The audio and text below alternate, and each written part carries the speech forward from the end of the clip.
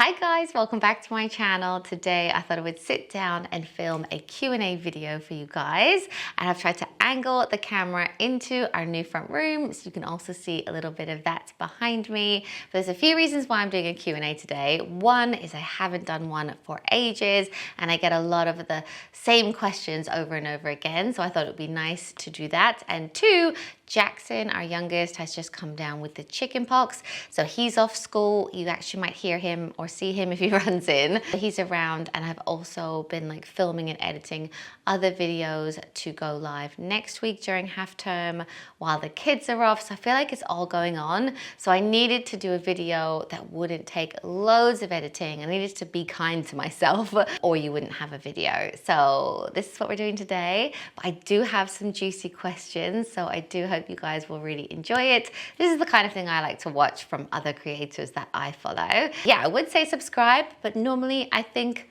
all of you guys watching this are like long-time viewers. I don't think you just click on this randomly.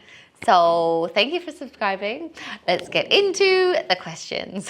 So I asked you guys over on Instagram and YouTube if you had any questions, and I have quite a few here. So the first question is, I'm interested to know if you still edit all your own videos, Instagram Reels, etc. I don't know how you do it all. So yes, it is me. I am struggling. I actually used to have someone that helped me in around 2019 and throughout lockdown as well. And I probably am at the point when I probably should outsource some things or get some help, but it's something I really struggle with because it's not like a normal business. It's my family and it's like me. So I find it really difficult to kind of get that help. I do have a manager, so my manager will organize and manage all of the brands that I work with. She'll talk to them about everything, and then all I have to do is film it. So any discussions to do with that doesn't happen for me, which is really, really helpful. I probably should get help. Sometimes I think, oh, maybe I see other influencers and creators with like businesses or shops or merch, and they're doing all these things, and I just think I just don't have the time. So I kind of just focus on YouTube, Instagram, TikTok. That's my main thing, and I can kind of just about manage it, but it is something I love. So I mean, you never know, maybe one day, but I do find it very difficult to let people in. This is quite a good question. Anna says, what is the thing about you that your viewers would be most surprised about if we knew you in real life? Something people do comment on when they meet me in real life is how short I am. I'm 5'3" and a bit. So often if I bump into a viewer, they're like, oh my gosh, you're so small, which is quite funny. Something else, I'm actually really clumsy. And I think that surprises people because you might see me on here, with my, hacks and routines and think, I've got it all together, but I'm like super clumsy and I break things all the time. And Fraser has that about him as well. And something else, sometimes like if people haven't followed me for a long time and they land on my channel or my Instagram, and they see our beautiful house, and I'm obviously talking about our renovations and things like that, I do think I can come across as like a bit smug, or I don't know, like a bit showy, but really that's just not me at all. I come from very humble beginnings. If you've been here for a long time, you guys will know that. I grew up with a single mum. We really didn't have much, and I honestly, some days I'm just like, I cannot believe my life. Like I just want to like pinch myself. Or the holidays we go on, like we never went on holiday as a kid. I think I left the country when we moved to England, whereas my kids have been to all these amazing places. So I think sometimes people will make comments or assumptions like that, and I just think, oh wow, like you couldn't be more wrong. The next question is, what are your challenges or newfound joys in motherhood now that your boys are a bit older? I can't believe I'm asking you this. It was just yesterday when we were talking about toddlers. So yes, that is what I'm finding the hardest. I think for me, I just really enjoyed the baby and toddler years so much. If you've been like around since I was talking about babies and toddlers, you probably would have seen I just have loved every single minute of it. And I think even as a little girl, I always wanted to be a mum. So now I am a mum, and now they're getting older. I feel a little bit like, oh my gosh, I've like nearly completed it. And like, what am I going to do next? And it does make me feel really sad. But there are so many pluses to it. Like, it's really bittersweet because, you know, now the boys are older. Like, Fraser's obviously 12, Caleb's 9, Jackson's 6. Like, my older boys, they are kind of just like becoming really good friends. Like, we'll sit on the couch, watch BGT together. Like, we laugh so much, and you know, you can go out like for lunch with them and have like really good conversations, and I just really love their company. So that is really nice. And I've also had a few questions about the teenage years that are coming. Obviously, Fraser's going to be 13 at the end of this year. I'm trying to find it. Yeah, someone asked, would love to know how Matt and you deal with teenage attitude, if Fraser even has one. He seems so pleasant. My youngest son hit 13 and he has turned so sarcastic, cranky, and downright rude at times. And then quite a few people commented on that comment saying, oh my gosh, yes, any tips? Mine's so cranky, really struggling, stuff like that. So with Fraser so far, I feel like we're not quite there just yet. Also, I feel like we've really lucked out with him. Like, he's always been such a sweet boy. I know you guys see it on the channel as well. He's always been like quite easy, I guess, and laid back. He's just so sweet. I cannot imagine him being horrible as a teenager. But then I know so many people are like, you just wait, it's coming. So I will let you know how I get on.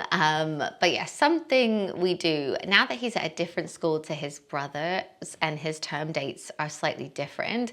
If he's ever off school while his brothers are at school, we really try to make like some special time with just him to really talk to him, you know, get to know him, spend time with him, which is really nice. And also lately, if I'm kind of telling the boys off for something, most of the time it's not really him. He's that bit older, a bit more sensible. So I might like, you know, do my whole speech and stuff, but then later on sort of say, just so you know, like, that wasn't really aimed at you. I know you don't do that. Blah, blah, blah, blah. Just trying to make him aware that, like, I don't know, I notice the things that he does. I don't know if that helps. But I would love for any of you guys with teenagers to put in the comments any books that you would recommend, because I really want to start listening to teenage audio books. Yeah, let me know, because I know I'm going to need all the help I can get. Another great question from Megan is, hi Emily, with so many content creators choosing not to put their children online nowadays, how do you protect your own while including them in some of your videos? This is such a great question, and it's definitely something that has been evolving over time. When I started YouTube 9 years ago, it really wasn't like it is today, and obviously they were babies and I was just starting out, and it felt like no one was watching because no one was watching. So I did, you know, share the kids in my content, my morning routines, evening routines, etc. But the channel's always been called Emily Norris. It's always me at the forefront, me talking about my pregnancy experiences, me talking about tips and things like that. So although the boys are in the day in the lives, I really don't include them in much other content. And I would never ask them to say anything. If they were like, I don't want to be in it, that's absolutely fine. And even if you look at my channel, like the last few videos say, it's a home bargains haul, which is just me, an IKEA haul, which is just me, cleaning video, it's just me. They're just in the background of the day in the lives. And even in those, it is just me talking. So I mean, I remember about maybe 5 years ago, all these family channels were blowing up. And a few people said to me, oh, you know, you should have a family channel. You get so many more views. You'd get 1 million subscribers and all this. And I just thought I never wanted to be about the kids. I just wanted to be about me. And then obviously they are in my life and I am a mom and I can share tips, but I would never ask them to say or do anything on camera that they didn't want to. Even if I work with a brand, say if like Lego books me or wants to work with me, I never guarantee that the kids will be in it. Like, guaranteed I'll be talking about it and I'll show the product, whatever, but I never, obviously they're going to want to play with Lego, but I'd never sort of guarantee the kids. But it is something that's like moving. I always ask the kids permission. Like, if I ever want to put any photo on Instagram that has them in it, like especially now that Fraser's older and Caleb's older, I always say, are you happy for me to put this online? And there's quite a few times they say, actually, no, I don't want you to. I have this amazing script for a video about period hacks. You know, I do all these hacks. I've got all these like tips and tricks for like women. But then I thought, oh, I might just ask Fraser his opinion on that. I was like, oh, I've got this great idea to make a period hacks video. I think it'd be really good. And he was like, oh my God, Mum, so embarrassing. So obviously I haven't made that video because some of his friends subscribe, and I've probably just embarrassed him saying that. But it's definitely a moving thing. Like at the moment, they totally love YouTube. I overhear them telling people that their mum's a YouTuber and it's like the best thing ever. And if anything, they seem so proud of it. But you never know, that might change in the future. And if it does, no questions asked, anything with them they want deleted gets deleted. Yeah, that's how I feel about it. I hope that answers that question. It's tricky, isn't it? Because like when we were young, we didn't have social media. Like there's no like, you know, social media kid stars growing up. Like you hope you're doing the right thing. But you don't. But as long as I treat them with respect, like I get so many questions about making videos about disciplining the kids, but I would never film any kind of discipline. Like I definitely have boundaries. And another question to do with the boys is, what is your biggest advice for raising polite boys? So again, I think treating them with respect, treating them the way that I would want to be treated, you know, always saying please, thank you to them, what I would expect to receive from them is really important, because they basically just mirror what we do. So if we treat them with kindness, they're going to mirror that back to us. I had a mum that parented like that, and then I had a stepdad that was quite rude and didn't parent like that. And I honestly, even though I was young, I really remember it, and I remember thinking he was an idiot. So I think I just sort of looked at that and thought, that's how I want to be perceived. And someone asked, how did you know that Matt was the one? And it is honestly so simple. When I met Matt, obviously I kind of knew him from the area, thought it was attractive. He was obviously really funny. He's got a great sense of humor and stuff. But he said to me the night that I met him, I will call you tomorrow. And I remember thinking like, yeah, right. Because most boys don't really do what they say. But the next day, sure enough, he rang me and actually rang me. I was quite scared. I was like, hello. Didn't text or anything. And, you know, he asked me out for a drink that night. But I just felt like him doing what he said he was going to do. I don't know. I was literally like, I'm going to marry him. A really lame answer. But I actually saw this quote the other day, and it said, don't marry the life and soul of the party. Marry the guy that will make sure he gets home. And I was like, that is what I've done. I've married the guy that would make sure the life and soul would get home, if that makes sense. Next question is, what part of the house will you be renovating next? So this room behind me is a huge, massive tick.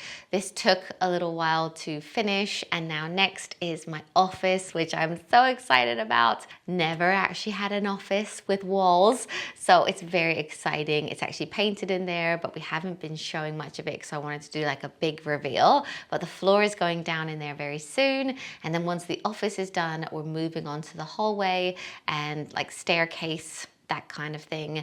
And then we're also having some storage put in for coats, shoes, all of that. The next question is, what do you do on a personal note to stay happy? Is it walking, running, dancing, meditation? Motherhood can be so overwhelming and isolating at times. I thought that these would be good tips. So for me, obviously, now that we have a dog, I get out for a walk most days, which is amazing. Also, I've started working out. Well, it's been a whole year now that I've been working out 3 times a week. Working out is the best guilt-free mum time in a way, because you can justify it in your head. If you get really bad mum guilt like me, you can justify it that, you know, it's for your health, which is ultimately going to help the kids. So I feel like it's like guilt-free me time. The next question is, are your cleaning and organizational skills innate, or did your parents raise you that way? You keep inspiring me.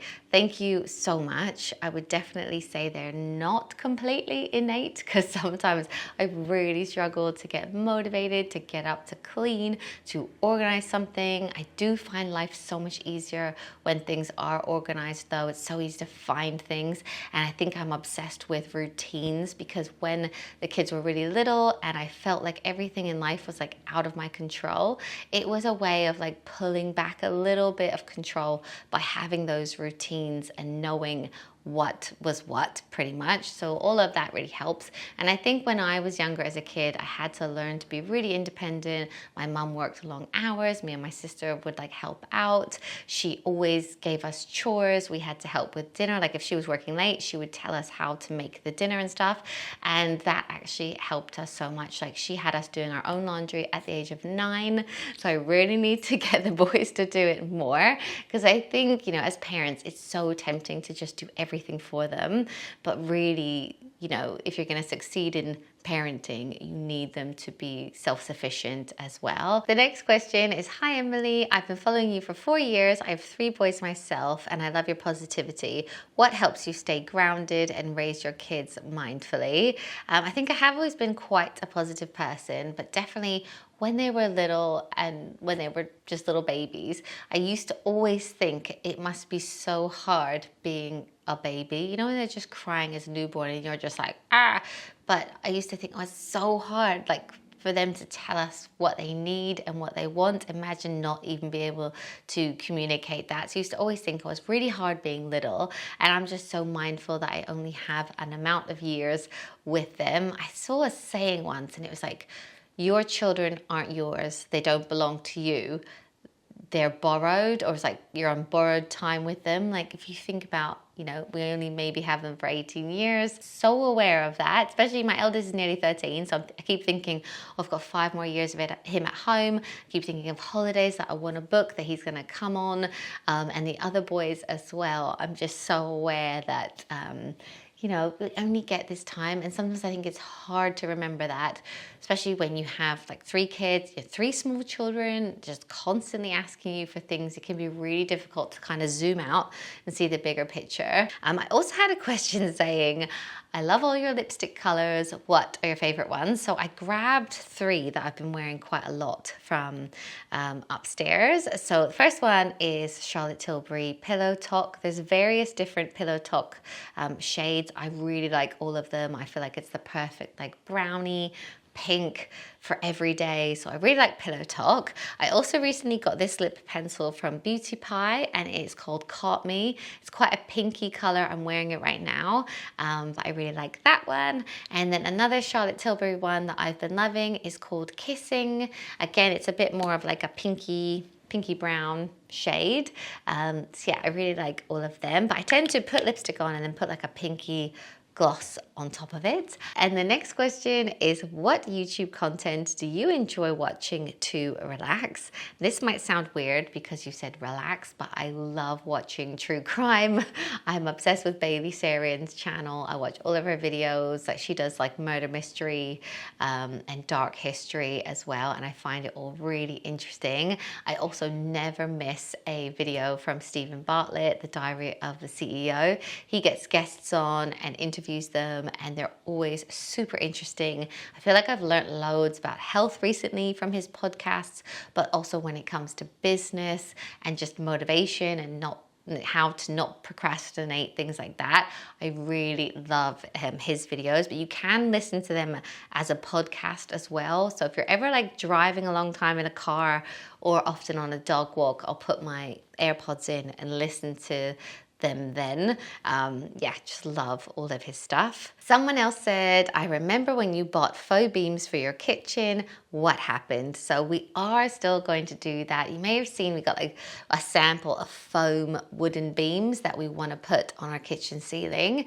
but it was really expensive. Like I suppose when you're renovating, like it's really difficult to have everything that you want. So maybe one day in the future, that's something that we're going to add in. But at the time we were like, oh, just can't justify it right now just to have a few beams on our ceiling. Watch this space, maybe it will come in a few years. And I did get a lot of questions about budgeting for the renovation. And it's so tricky because it's really personal, like depends on what kitchen you go for, what appliances, what fittings, what builders, you know, there's so much involved. But for us, we basically used the equity from our previous home to help fund all the renovations. Definitely gone over budget, I am sure of that. Someone else asked, is the cooling pillow from IKEA really good? Thinking of getting it for my 2 boys. Caleb loves it. I keep finding that he's taking off the pillowcase because he says it's even colder without a pillowcase, but he's using it every night and he's actually really liking it. And then I also had a question about how my endometriosis has been. If you haven't seen that video, I talked about my whole endometriosis, adenomyosis, diagnosis. Wow, that's a mouthful. And then I actually got surgery to help, and I got the Mirena coil as well. But she said, I was told that it would just grow back if I have surgery. And that worried me a bit, because if your doctor is saying you don't need to bother with the surgery because it's just going to grow back, that is really wrong. And I would consider getting another doctor. It does grow back, and a lot of people with endometriosis will keep having the same surgery. Like, I'm sure in 5 years or so, I'll need keyhole surgery again for the same procedure, but it has changed everything. I was in so much back pain, so much pain in my pelvis, and it's just helped so much. But I think as well, the Mirena coil has really helped with my hormones. I know some people don't like the coil. I have a friend who said, oh, maybe put on loads of weight, and I hated it. I was moody. So she just didn't get on with it, whereas I am really doing well with it. I feel like my skin is better. I'm sleeping better. I used to wake up with like hot sweats. I'm not getting that anymore. It's just really made my life, like my quality of life is so much better since I had the surgery and since I had the coil. I really like the next question. It is, what are your top tips for starting your own business? I'm in the process of launching my own business at the moment and looking for inspiration on things like motivation, consistency, planning when you're the sole person building your business up, and you have to rely on your own willpower and determination to get through things. So yes, amazing news that you're starting your own business. My biggest tip that I just wish someone had said to me is just do not listen to the naysayers. Your friends, family, they'll think they're being nice and doing you a favor and telling you to maybe not bother, stick to your nice, safe day job, things of that nature. I really came up against that. I don't know if it's because I work in social media and YouTube was so new, and like people around me were like, why would you give up your nice little marketing job to do these weird videos? But it's the best thing I ever did. I absolutely love that I can kind of be my own boss, be flexible for the kids, and it's been amazing. So the first thing is, don't listen to anyone. Just do, if you believe in it, do it, go for it. I know that you can do it. And also, consistency is so key. You know, if you spend 18 minutes a day on something in a year, you would have spent 100 hours on it. I was actually telling Fraser that yesterday. He was saying that like he wishes his cricket batting was better. And I was like, just spend 18 minutes a day on it, and then you will have spent 100 hours on it, and then you'll be really good at it. I think we're in a society where people want things like super quick. Like, you know, you might start a social media page and you want like thousands instantly, but it takes time to build things up. And definitely in my experience and in Matt's experience, when he started his business, like we didn't really make any money for the first 2 years. And in my YouTube business, we didn't really make any money for the first 2 years either. But if you can be consistent and plug away, then all of a sudden it will start to grow. So yes, it's very difficult to stay motivated. You have a vision and a goal, like definitely write down your goals, because that will really help as well. I hope that was helpful. I don't know. The next question is, what is the worst thing and what is the best thing about being an influencer? So the best thing for me is definitely that I get to be creative and have it as a career. I love making little videos. Like as a kid, I was always obsessed with taking photos. I was like, as soon as Facebook started, I was like one of the first to join it. Like I've always really loved taking videos and photos.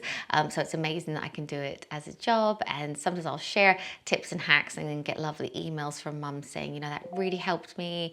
My baby's sleeping through the night. It's been a game changer, and that just makes it so worth it. And I think that's why I love it so much. The worst thing is probably that it can be all consuming. Like obviously I love it, super passionate about it, but I could always be making content. Like I'm always living, so I could always be showing you guys what I'm doing. So I do find it really difficult to switch off, especially if we go on holiday. Like there's so much I want to show you guys, but I probably should be relaxing.